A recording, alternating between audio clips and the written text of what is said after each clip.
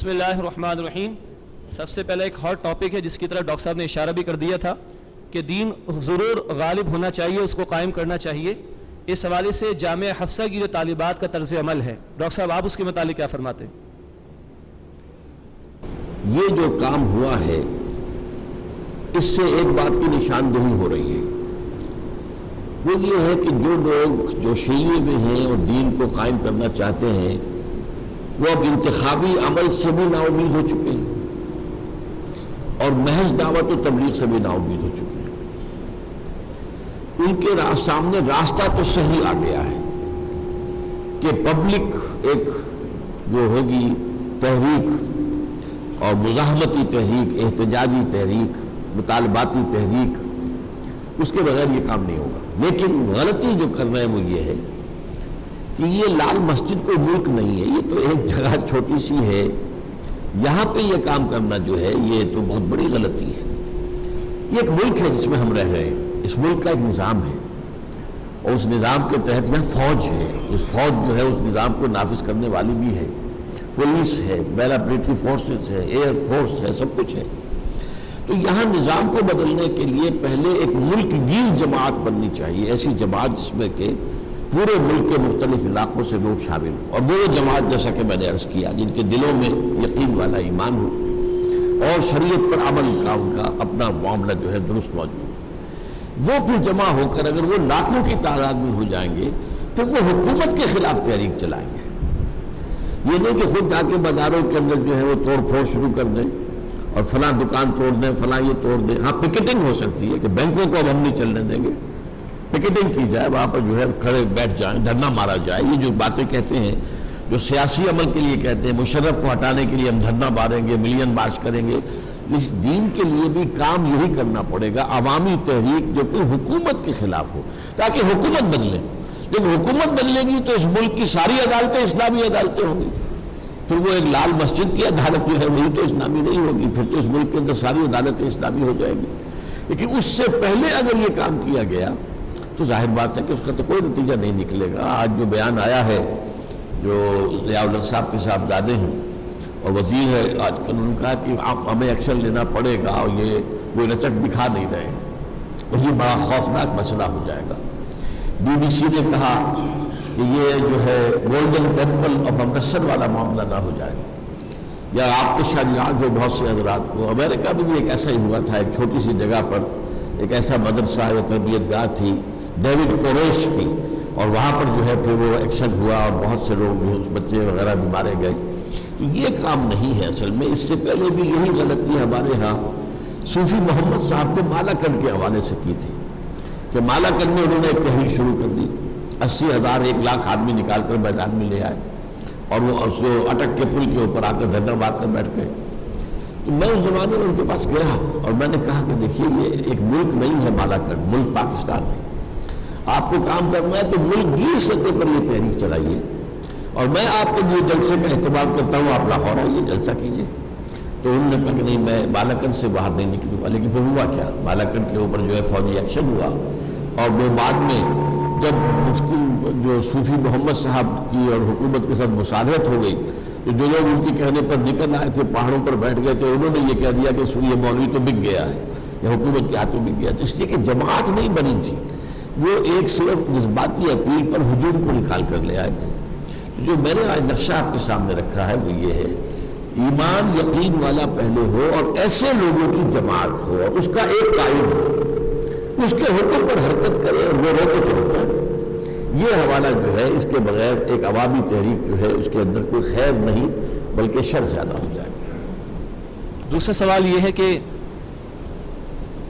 Doctor صاحب آپ نے ذکر کیا گزشتہ ایک صدی قبل یا گزشتہ صدی کے چند مجددین کے حوالے سے یا ان لوگوں کے حوالے سے کہ جنہوں نے دین کو غالب کرنے کے حوالے سے ذکر کیا, کیا ماضی قریب میں کوئی ایسی کوششیں ہوئیں؟ کسی کا آپ نے ذکر نہیں کیا. اور پھر سوال یہ ہے کہ طالبان کی حکومت کو اس حوالے سے آپ کس انداز سے دیکھتے ہیں؟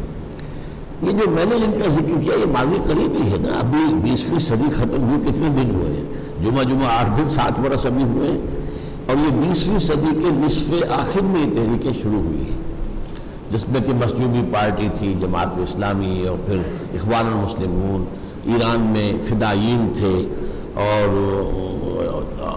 عباد الرحمن تھے لبنان کے اندر وغیرہ وغیرہ، اور ان سب کے پیش نظر یہی تھا کہ یہاں پہ دین کو نظام کی حیثیت سے قائم کریں۔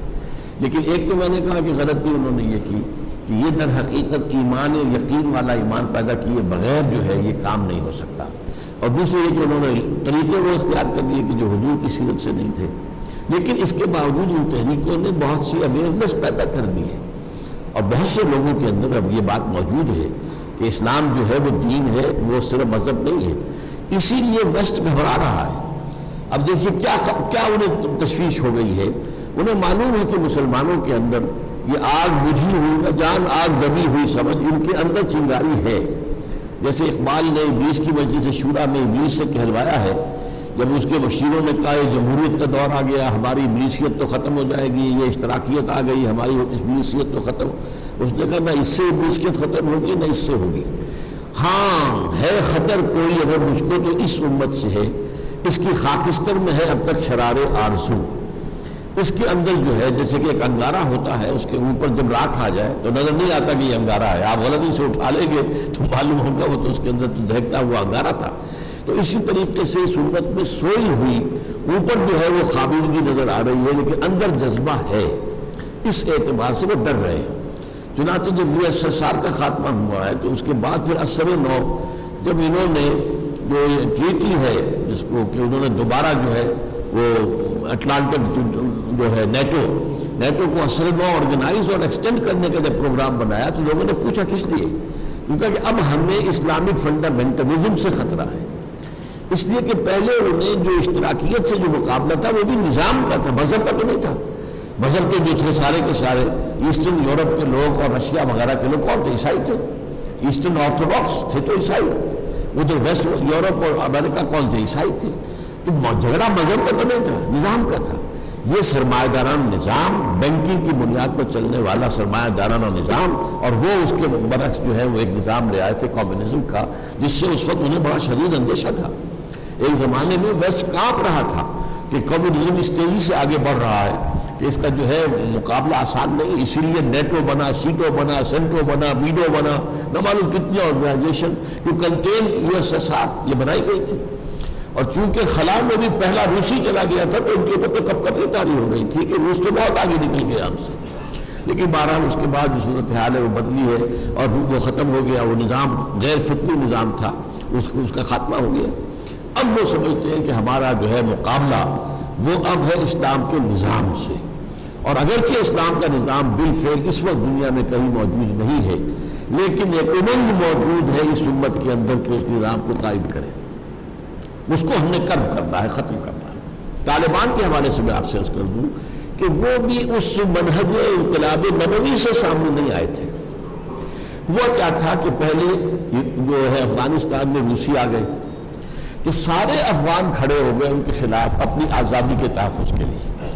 اسے کہا گیا جہاد فی سبیل اللہ۔ میں نے اس وقت یہ کہا تھا یہ جہاد فی سبیل اللہ نہیں ہے، جہاد فی سبیل الحریت ہے، اپنی آزادی کے تحفظ کے لیے جہاد، اور یہ جہاد جائز ہے اور اس میں جو جان دے گا وہ بھی شہید ہوگا، لیکن جہاد فی سبیل اللہ بالکل اور ہوتا ہے۔ اس کا پروسیس وہ ہے جو میں نے بیان کیا، پہلے ایمان یقین والا پیدا کیا، پھر جماعت پیدا کی جائے، اس کے کادرز ہوں، اس کی قیادت ہو، اس سے بیعت ہو، اور ان کا تزکیہ ہو، ان کی تربیت ہو، تو اس حوالے سے۔ لیکن یہ جب چلا گیا، روسی چلے گئے تو وہ آپس میں لڑ پڑے، اس سے ثابت ہو گیا یہ جہاد فی سبیل اللہ نہیں تھا۔ جہاد فی سبیل اللہ تو فساد کے اندر تبدیل نہیں ہو سکتا تھا۔ لہذا اس کے بعد یہ ہے کہ جب پورے ملک سے امن و امان رخصت ہو گیا تو یہ ملا عمر کھڑے ہو گئے، انہوں نے ہمت کی تو سب لوگوں نے ان کی تائید کر دی۔ اس میں نہ انہیں جماعت بنانے کا موقع ملا، نہ ان کی کوئی تربیت اور تزکیے کی کوئی نوبت آئی، نہ ان کے کوئی کارڈرز معین تھے۔ انہیں تو یوں سمجھیے کہ ان کی جھولی کے اندر حکومت آ پڑی، اور ان کو خود سپورٹ امریکہ نے کیا، بے نظیر کی حکومت نے سپورٹ کیا، ہمارے ہاں سے فوج نے سپورٹ کیا انہیں۔ لیکن یہ کہ ظاہر بات ہے کہ اس کے بعد جب انہوں نے دیکھا، ان کا خیال تھا یہ مولوی ملاٹے ہیں، یہ تو ٹریڈیشنسٹ ہیں، فنڈامنٹلسٹ تو نہیں ہے، جبکہ وہ جو تھا حکمت یار فنڈامنٹلسٹ تھا۔ اسی طریقے سے احمد شاہ مسعود فنڈامنٹلسٹ تھا، ربانی فنڈامنٹلسٹ تھے۔ یہ لوگ تو وہ تھے جو جدید تعلیم یافتہ تھے اور اسلام کا ایک نظام سمجھتے تھے۔ یہ مولوی ملاٹے انہوں نے سمجھا ان کا تو تصور وہ ہے نہیں، تو جیسے یہ سعودی عرب ہماری جیب میں پڑا ہوا یہ بھی پڑے رہیں گے۔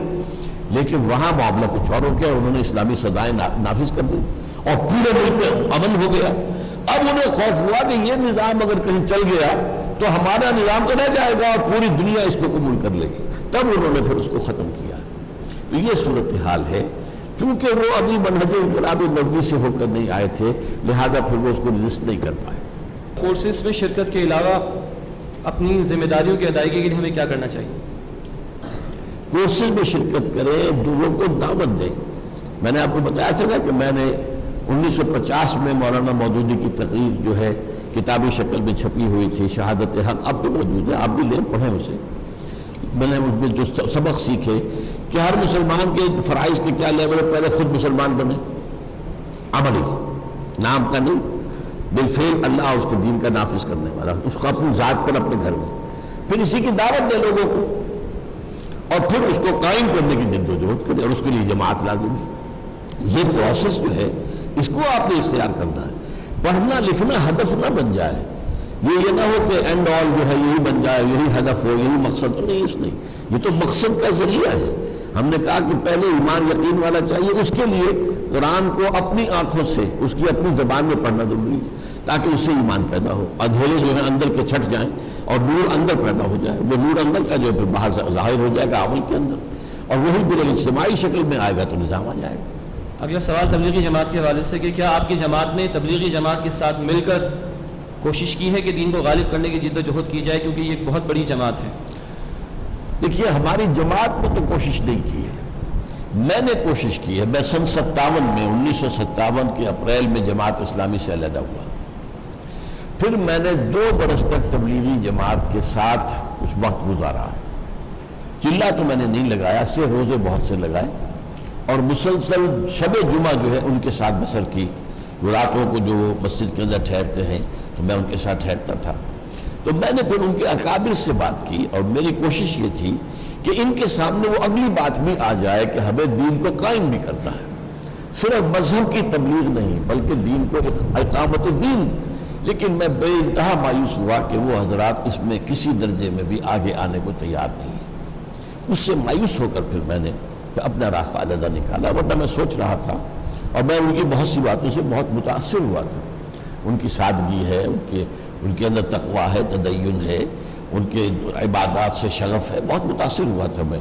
اس زمانے میں ایک بڑا اجتماع ہوا تھا سن 58 کے اواخر میں, جو ان کا بڑا اجتماع اس وقت ہوتا تھا. وہ کوئٹے میں ہوا تھا 15,000 آدمی, اب تو 15 لاکھ آدمی ہو جاتا ہے. اس وقت وہ بڑا اجتماع تھا 15,000, وہ میں نے اٹینڈ کیا جا کر بنڈگمری سے. اس بنڈگمری کہلاتا تھا جو اب ساہیوال ہے. تو میں وہاں کے مناظر سے بھی متاثر ہوا, وہاں پہ ان کے اکابر سے گفتگویں ہوئی. لیکن جب میں نے محسوس کیا کہ یہ اس رخ پر آنے کو تیار نہیں ہے تو پھر میں نے اس کو پھر کوشش نہیں کی. اگلا سوال ہے کہ پاکستان میں اسلامی نظام کو کیسے نافذ کیا جائے؟ وہ تو میں نے تو آپ کے سامنے بیان کیا ہے. اب اس پر عمل کرنے کی ضرورت ہے. یعنی آخری قدم وہ ہوگا کہ ایک عوامی تحریک جو ریلا جو ہے بہا کر لے جائے اس وقت کی حکومت کو. آج کی حکومت تو نہیں, آج تو میدان میں نہیں ہے, ہماری طاقت ہی نہیں ہے اتنی. ابھی تو ہمیں دعوت دینی ہے, عربی پڑھانی ہے, قرآن پڑھانا ہے, ایمان پیدا کرنا ہے, جمع کرنا ہے, جمعیت فراہم کرنی ہے. اگر اللہ کو منظور ہوا, اگر زیادہ لوگ ہمارے ساتھ آتے ہی نہیں تو اگلا قدم ہم اٹھا ہی نہیں سکتے. حضرت نوح علیہ السلام نے 950 برس تک دعوت دی, لوگ نہیں آئے تو اگلا قدم کیسے اٹھاتے؟ تو کیا وہ جہاد اکیلے شروع کر دیتے, قتال شروع کر دیتے, کیا کرتے؟ عوامی تحریک کیسے شروع کر دیتے؟ عوامی ساتھ نہیں تو تحریک کیسے شروع ہو جائے؟ تو یہ بات جیسا کہ میں نے آپ کو بتایا, یہ حضرت موسیٰ کا معاملہ قریب آ گیا تھا, لیکن وہاں پر قوم نے عین وقت پر کوڑا جواب دے دیا. تو شدید بددلی اور مایوسی اور بیزاری طاری ہوئی ہے. اور حضرت موسیٰ نے اللہ سے دعا کیا, ففرق بیننا و بین القوم الفاسقین, اے اللہ یہ پوری قوم جو ہے یہ کوڑا جواب دے بیٹھی ہے, اور مجھے تو اپنی اور اپنی جان کے, اپنے بھائی کی جان کے سوا کسی کا اختیار ہے نہیں, تو اب ہمارے اور ان کے درمیان تفریق کر دیں, اور میں ان کے ساتھ نہیں رہنا چاہتا. لیکن باہر اس کے بعد وہ پروسیس رک گیا. ورنہ اس وقت وہ اگر وہ جنگ کرتے, جیسے کہ غزوہ بدر میں صحابہ کرام نے جانے دینے کے لیے وہ آ گئے, حالانکہ نہتے تھے, اور ادھر سے 1000 کا لشکر جو ہے کیل کانٹے سے لیس ہو کر آیا تھا. اگر وہ ہمت اور جرت کرتے تو ان کی تعداد بھی بہت تھی, اسی وقت ایک اسلامی ریاست قائم ہو جاتی, لیکن نہیں ہو سکی. 50-40 برس کی اللہ نے پھر صدا دے دی, یتیہون فی الارض 40 سنہ, اگر تم بزدلی نہ دکھاتے تو ابھی تمہیں ہم فلسطین دے دیتے اور یہاں حکومت تمہاری قائم ہو جاتی. اب تم اسی صحرا میں بھٹکتے پھرو گے 40 برس تک. صحرا آتی ہے. اگلا سوال ہے کہ ڈاکٹر صاحب متشابہ رزق کے استعمال کے ساتھ غلبہ دین کے لیے جد و جہد کرنے والی جماعت میں شامل رہ سکتے ہیں؟ متشابہ نہیں، مشتبہ کے قسم تو یہ ہے کہ ظاہر بات ہے کہ اس کے ساتھ بھی اگر ایک بات کسی بات پر عمل نہیں کر پا رہا ہے لیکن دوسرے کو دعوت دیتا ہے تو شریعت میں اس سے روکا نہیں گیا ہے، کیونکہ جب تم دعوت دو گے تو تمہارا اپنا دل ملامت کرے گا کہ تم کس منہ سے دعوت دے رہے ہو، تمہارا اپنا معاملہ تو یہ ہے، اپنے دامن کو دیکھو، تو اس سے اپنی اصلاح کی طرف توجہ جو ہے وہ منعطف ہو جائے گی۔ لہذا ہو سکتا ہے اب ایک اندھا آدمی ہے، آپ کو ایک کہانی سنی ہوگی کہ وہ رات کو جا رہا تھا لالٹین ہاتھ میں لے کر، تو کسی نے کہا تم اندھے ہو، تمہیں اس لالٹین سے کیا فائدہ؟ انہوں نے کہا میں تمہارے لیے لالٹین لے کے چل رہا ہوں کہ مجھ سے آ کے ٹکرا نہ جاؤ، تو میں اس لیے یہ ہے۔ تو یہ ہے کہ اس معاملے میں انسان جو بھی امر بالمعروف اور نہی عن المنکر کا کام ہے وہ ہر حال میں کرے، لیکن اس جماعت کے اندر شمولیت اور اس کا جو مراحل ہے اس کے لیے ضروری ہے کہ آپ کا رزق بالکل پاک ہونا چاہیے۔ ڈاکٹر صاحب یہ خواتین میں سے سوال ہے کہ جدا ہو جدی سیاست سے تو رہ جاتی ہے چنگیزی، اگر سیاست کو دین سے الگ کر دیں گے، تنظیم اسلامی کی طرف اشارہ ہے، تو ہمیں بھی طاقت کیسے میسر آئے گی کہ ہم نفاذ کر سکیں اسلام کا؟ بہت ہی عمدہ سوال ہے اور بہت عملی سوال ہے، مجھے تو اس پر ایمان ہے جدا ہو دین سیاست سے۔ میں سمجھتا ہوں کہ سیاست ہمارے دین میں دین سے جدا نہیں ہے بلکہ دین کے تابع ہے، اور جب تک کہ حکومت پر قبضہ نہیں ہوگا اسلام کو آپ نافذ نہیں کر سکتے۔ قبضہ کیسے ہو یہ ہے سوال، کیا ان الیکشن کے ذریعے سے ہو سکتا ہے؟ اب یہاں آپ کی آبادی ون مین ون ووٹ، ایک بہت بڑا عالم دین شیخ الحدیث ہے، اس کا بھی ایک ہی ووٹ ہے، اور ایک جاہل ہے کچھ اور جیسا کا بھی ہے، وہ فاسق بھی ہے فاجر بھی، اس کا بھی ایک ووٹ ہے، اور پھر یہ کہ ہمارے ہاں 70% ووٹر جو ہیں وہ جاگیرداروں اور زمینداروں کے انگوٹھے تلے بیٹھے ہوئے ہیں، تو یہاں پر الیکشن کے ذریعے سے یہ کام نہیں ہو سکتا، اور الیکشن سے کبھی انقلاب آیا ہی نہیں ہے۔ اور سیاست اصل میں آپ سمجھ لیجئے، سیاست صرف انتخابات کا نام نہیں ہے۔ سیاست کی میں تقسیم کیا کرتا ہوں، میری کتاب ہے استحکام پاکستان، اس میں نے وہ پوری تفصیل درج کی ہے۔ سیاست کو 2 حصوں میں تقسیم کر دیجیے، نظری سیاست، عملی سیاست۔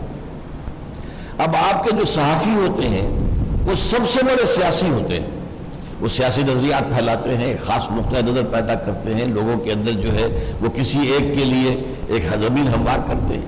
آج امریکہ پر جو چھوٹی سی اقلیت جو ہے یہودیوں کی جو قابض ہے وہ صحافت اور میڈیا کے ذریعے سے قابض ہے، جدھر وہ میڈیا ان کا جو ہے عوام کو لے جاتا ہے ادھر چلے جاتے ہیں، تو وہ بھی صحافی جو ہے انہیں سیاستدان کوئی نہیں کہتا لیکن وہ سیاسی تو ہے۔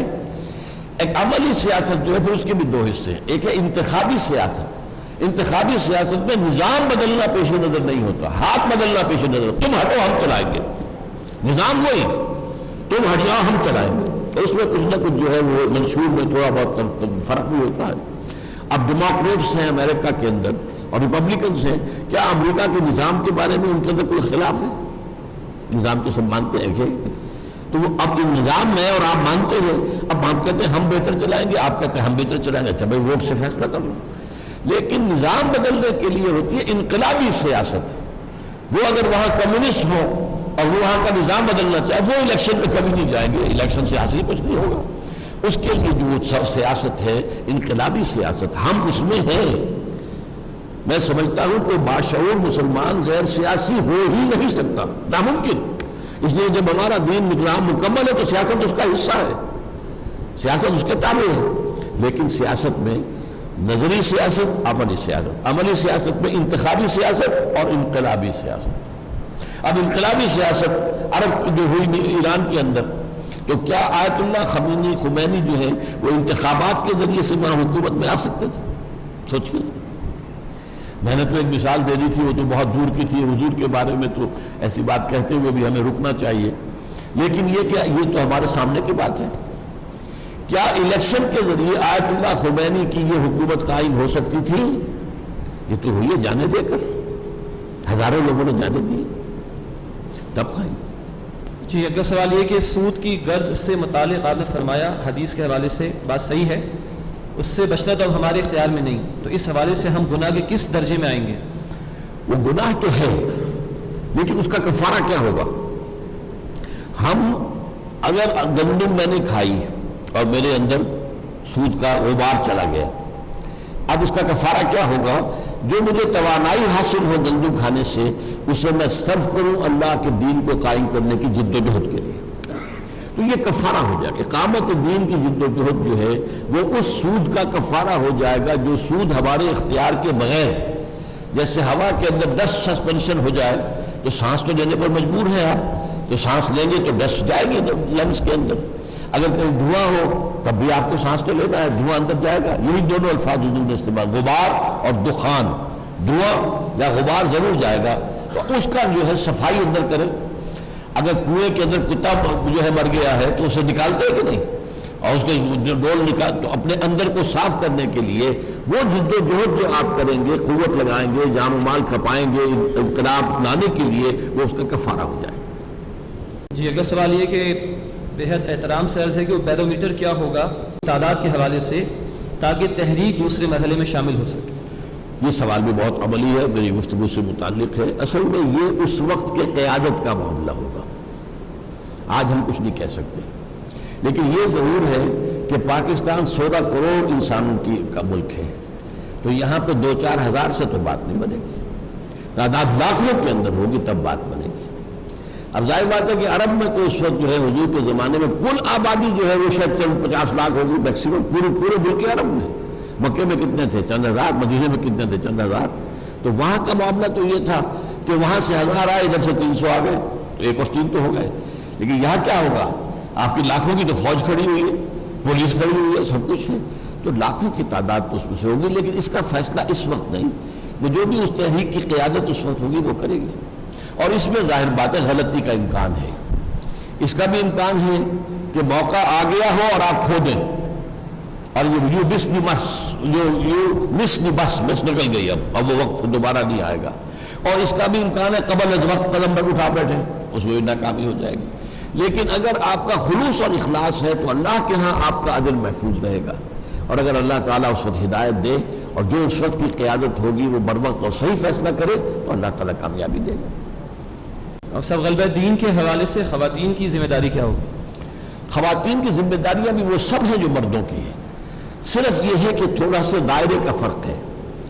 میں نے ایک نقشہ قائم کیا تھا دینی فرائض کا، جو نقشہ ہے وہ اس کے ایک 3 منزلہ عمارت، جس میں پہلی منزل جو ہے اس پر کوئی نئی بلڈنگ نہیں ہے، 4 ستون کھڑے ہیں، پھر پہلی چھت آ گئی، پھر وہ ستون اوپر ہے لیکن اب بلڈنگ بن رہی ہے تو ستون نظر نہیں آئیں گے، پھر دوسری چھت آ جائے گی، پھر تیسری آ جائے گی، نیچے فاؤنڈیشن ہے، پلنتھ ہے۔ تو اس کے حوالے سے نوٹ کیجئے کہ فاؤنڈیشن ہے ایمان۔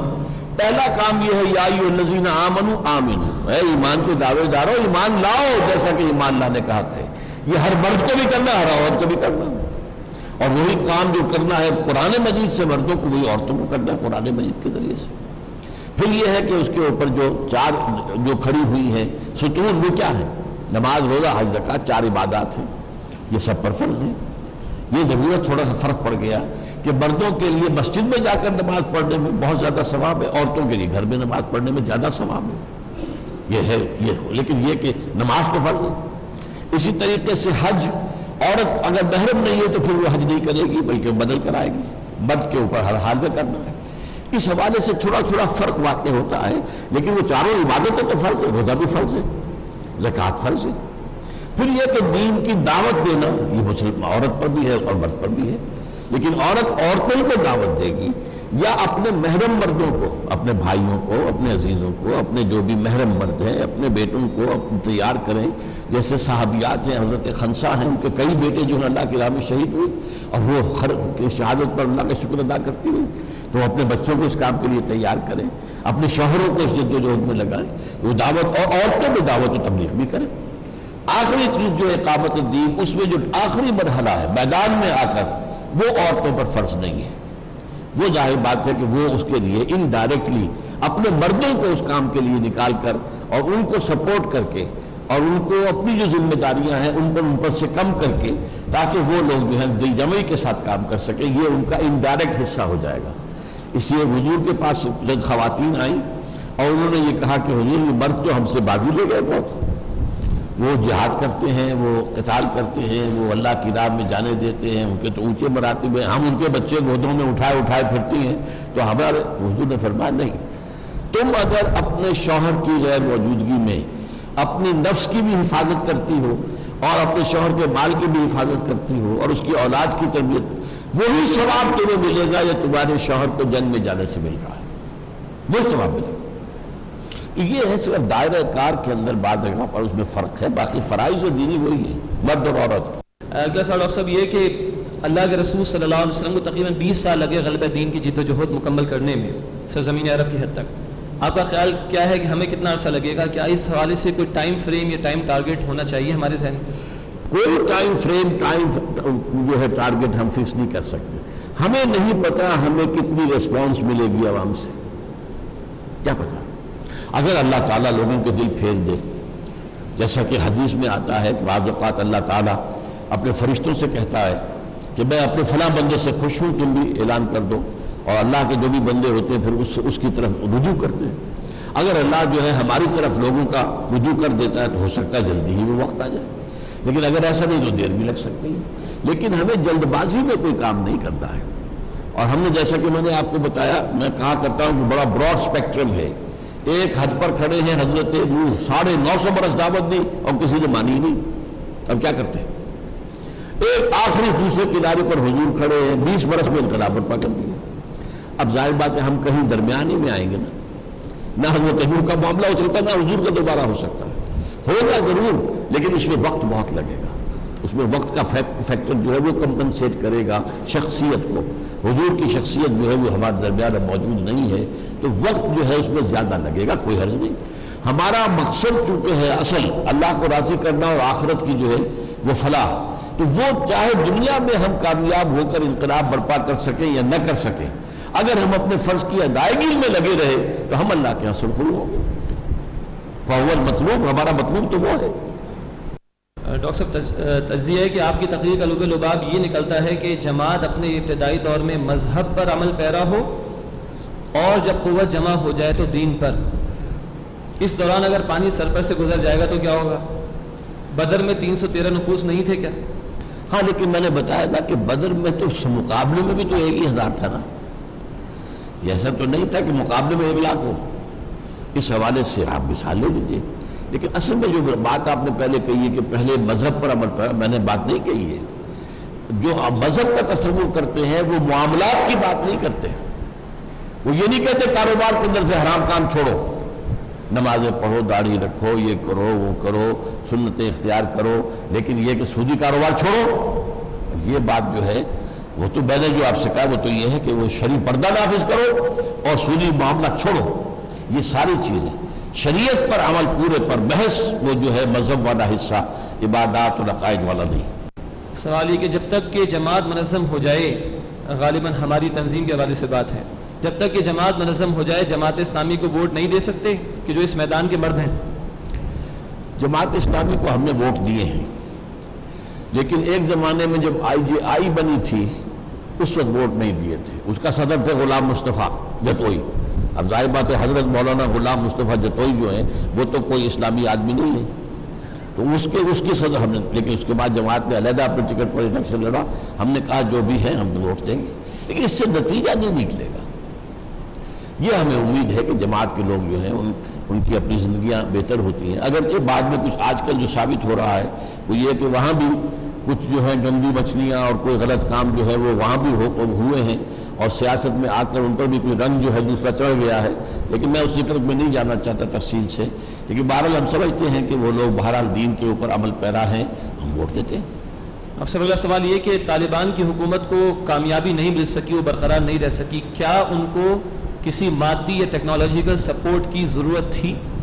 یقیناً تھی، اور اگر وقت مل گیا ہوتا انہیں تو یقیناً وہ چیزیں فراہم ہو جاتی ہیں، پورا نظام بھی وہ قائم، ابھی تو نظام بھی نہیں تھا نا ان کے ہاں، وہ تو صرف چند شریف سزائیں نافذ کی تھی، اور اس پر یہ ہوا کہ امن جو ہے 100% امن قائم ہو گیا۔ اس سے اندیشہ ہو گیا ان کے جو غلط نظام والے لوگ ہیں کہ یہ اگر معاملہ، اور یہ بات میں آپ کو بتا دوں کہ اگرچہ ہمارے ہاں کے اس وقت کے جو ماڈرنسٹ دانشور ہیں ان میں ایک اہم آدمی ہے ڈاکٹر جاوید اقبال، علامہ اقبال کے فرزند، انہوں نے یہ کہا تھا، یہ گئے تھے افغانستان دورہ کیا، کچھ عرصے وہاں رہے طالبان کے زمانے میں، پھر آ کر انہوں نے دارالعلوم حقانیہ اور کوڑا خٹک میں تقریر کی، اور کہا جو حالات میں وہاں دیکھ کر آ رہا ہوں اگر چند اور مسلمان ممالک میں وہ حالات پیدا ہو جائیں تو پوری دنیا اسلام لے آئے گی.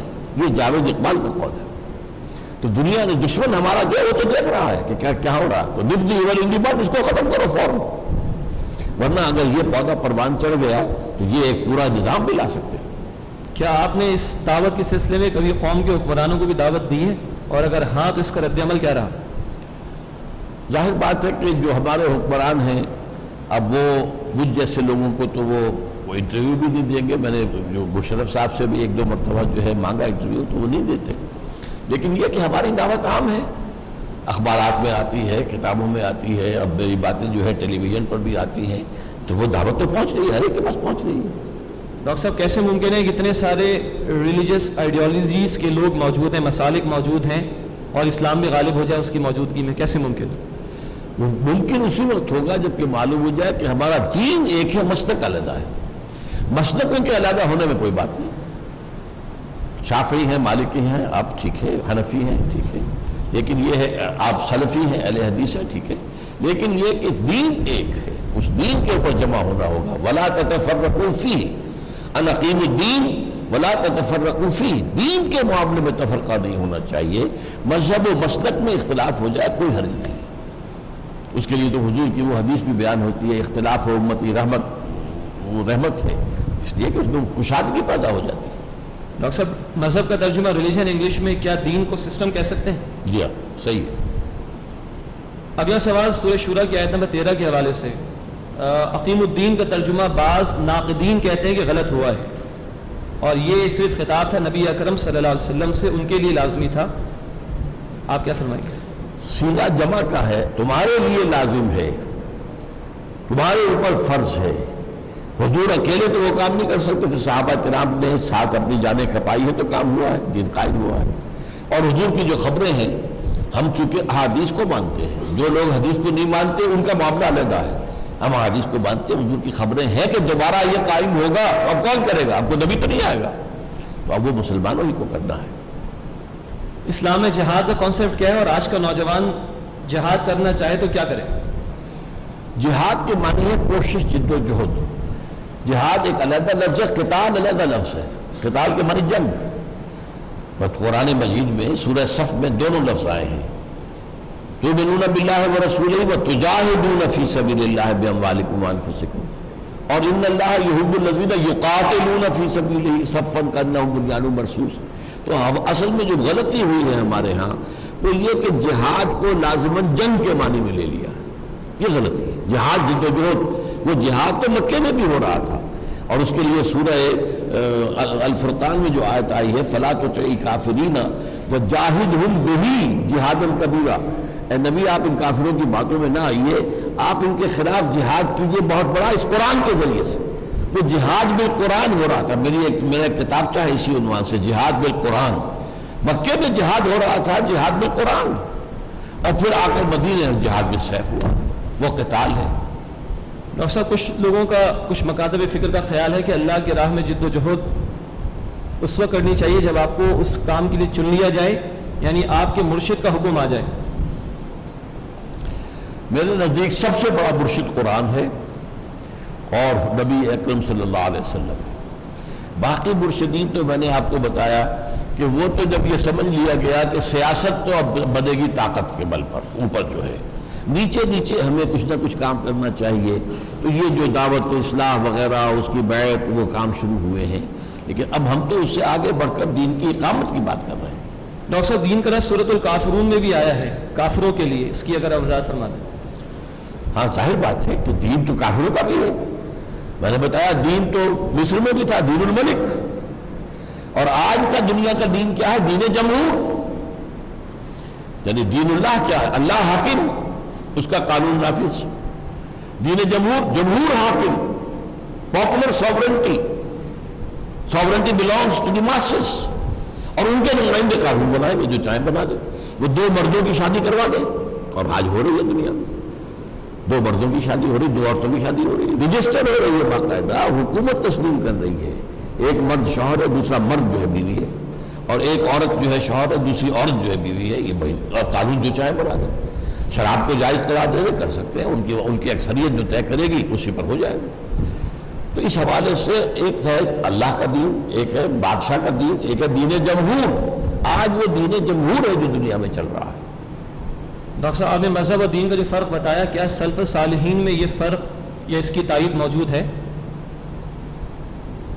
میں نے تو آپ سے عرض کیا تھا کہ سلف صالحین کا پہلا مرحلہ وہ تھا کہ جنہوں نے اس دین کو دوبارہ ریسٹور کرنے کی کوششیں کی، میدان میں آئے ناکام ہو گئے۔ اس کے بعد انہوں نے اس کو تو تسلیم کر لیا، اس کے نیچے نیچے علمی کام کیے اور اصلاحی کام کیے اور جو بھی اس طرح کے کام ہیں، جو تزکیہ نفس کے کام کیے۔ یہ تصور میں بیان کر چکا ہوں کہ اسلامی نظام قائم کرنے کی جدوجہد جو اس کے بعد نہیں ہوئی، یہ آ کے 20ویں صدی میں اس کا تصور دوبارہ زندہ ہوا ہے، جب یہ کہ یورپین جو کولونیلزم تھا اس کا بستر طے ہوا ہے۔ ڈاکٹر صاحب ہمارے پورے نظام کے کئی شعبے ہیں، معاشرت، معیشت، سیاست وغیرہ، جس کے لیے اسلام نے کچھ تعلیمات عطا فرمائی ہیں۔ جب ہم کسی سے بات کرتے تو کہتے ہیں کہ آپ ان تمام گوشوں کے حوالے سے ایک ایک بات کا جواب دیجیے، تو اس حوالے سے ہم کیا کریں؟ سوال کریں گے تو ہم انشاءاللہ جواب دیں گے۔ ویسے یہ ہے کہ ہم نے، میری ایک کتاب ہے خلافت کی حقیقت اور عصر حاضر میں اس کا نظام، سیاسی نظام کیا ہوگا، معاشی نظام کیا ہوگا، معاشرتی ہے موجود، پڑھیں۔ جزاکم اللہ خیر۔ سبحانک اللہم وبحمدک نشہد ان لا الہ الا انت نستغفرک ونتوب الیک۔ السلام علیکم ورحمۃ اللہ وبرکاتہ۔